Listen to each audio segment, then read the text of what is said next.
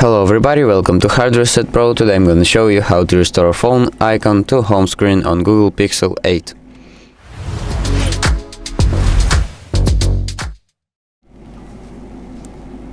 So basically, if you had a phone app icon right here and you deleted it by accident and the settings app icon appeared right here and you want to fix it, I'll show you how to do it.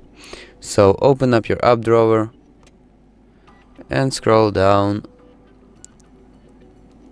till you find the phone app icon right here, and then just click and hold it, swipe it to the left and set it to the previous place that it was before. So basically that's it. That's how you restore phone icon to home screen on Google Pixel 8. So thank you for watching and subscribe for more.